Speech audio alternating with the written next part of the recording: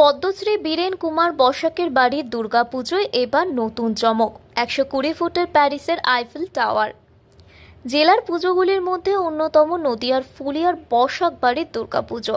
দীর্ঘ 40 বছরের বেশি মাতৃ আরাধনায় ব্রতী রয়েছে শান্তিপুরের বসাক পরিবার। নদিয়ার ফুলিয়ায় পদ্মশ্রী বীরেন কুমার বসাকের বাড়ির পুজো দেখতে ভিড় জমান জেলা তথা রাজ্যের একাধিক মানুষ। প্রতি বছরই বসাক বাড়ির দুর্গাপুজোয় থাকে বিশেষ থিম এবং সামাজিক সচেতনতার বার্তা। এবারেও থিমের চমক রেখেছেন বসাক বাড়ির সদস্যরা। সাধারণত বিভিন্ন ক্লাব এবং বারোয়ারিতে থিমের চমক দেখা যায়, তবে বাড়ির পুজোয় থিম এটা বিরল ঘটনা। তাই হাজারে হাজারে মানুষ আসেন বসাক বাড়ির পুজোয়। এবার পদ্মশ্রী বীরেন কুমার বসাকের বাড়ির পুজোর থিম প্যারিসের আইফেল টাওয়ার। 120 ফুট উচ্চতায় সুউচ্চ প্যান্ডেল ইতিমধ্যে শেষের পথে। 3 রাত এক করে হচ্ছে প্যান্ডেল তৈরির কাজ।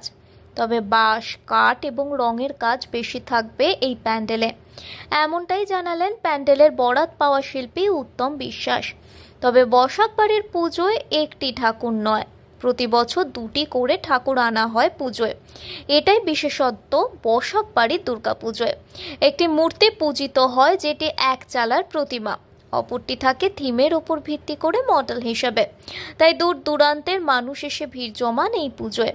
এই বিষয়ে বসাক বাড়ির সদস্য অভিনব বসাক জানান, এই দুটি মূর্তির মধ্যে একটি তৈরি করেন রাষ্ট্রপতি পুরস্কার প্রাপ্ত মৃৎশিল্পী সুবীর কুমার পাল এবং অপরটি তৈরি করেন মৃৎশিল্পী কানাইলাল ঘোষ। দুটি মূর্তি নিয়ে আসা হয় নদিয়ার কৃষ্ণনগর থেকে।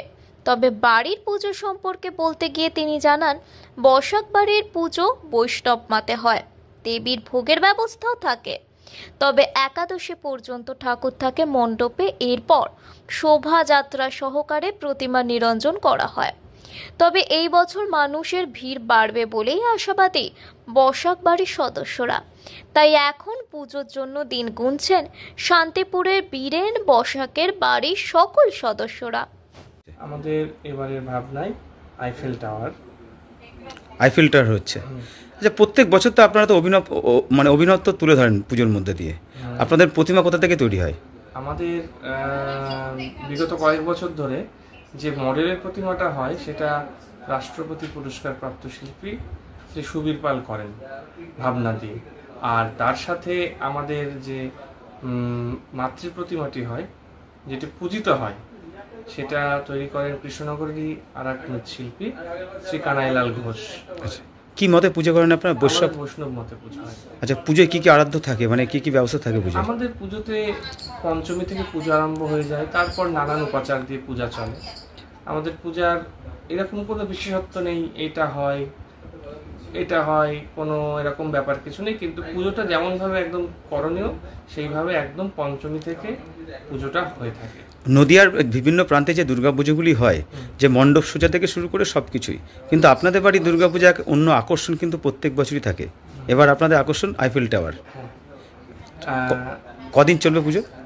আমাদের চতুর্থীতে আমরা উদ্বোধন করব, পঞ্চমী থেকে পুজো আরম্ভ হবে, দ্বাদশীতে আমাদের বিসর্জন হয়। আচ্ছা, এটা একটু নিয়মটা আলাদা। হ্যাঁ, আমাদের ওইভাবে আমাদের হয়। আমরা দশমীর পরে একাদশীর দিন ঠাকুর থাকে, একাদশীর দিন বাড়ির প্রতিমা তো আমরা বের করি না। পুজোর সূচনা কে করেছিলেন? পুজোর সূচনা করেছিলেন আমার ঠাকুমা। আচ্ছা, তার হাতে পুজোর সূচনা হয়েছিল? না, আমাদের এখানে কি ছিল, এটা ক্লাবের পুজো হতো। ক্লাবের পুজোটা বন্ধ হয়ে যায় কোনো কারণে, তারপর সেটা আমাদের বাড়িতে স্থানান্তরিত করে আমাদের বাড়িতেই পুজোটা হয়। কিন্তু পাড়ার প্রত্যেকটা মানুষ এই পুজোতে একদম লেগে থাকে। প্রচুর তো ভক্তবৃন্দ আসবেন, যারা দর্শনার্থী তারা আসবেন, তাদের জন্য কোনো বাড়তি কোনো ব্যবস্থা রাখা হচ্ছে? বাড়তি ব্যবস্থা বলতে প্রশাসনিক ব্যবস্থা, প্রশাসন খুব ভালোভাবে সাহায্য করে। তাছাড়া আমাদের বাড়তি ব্যবস্থা রাখার কোনো দরকার পড়ে না। আচ্ছা, আপনার নাম? অভিনব বসাক। বসাক বাড়ি? হ্যাঁ। বাবার নাম? বীরেন কুমার বসাক।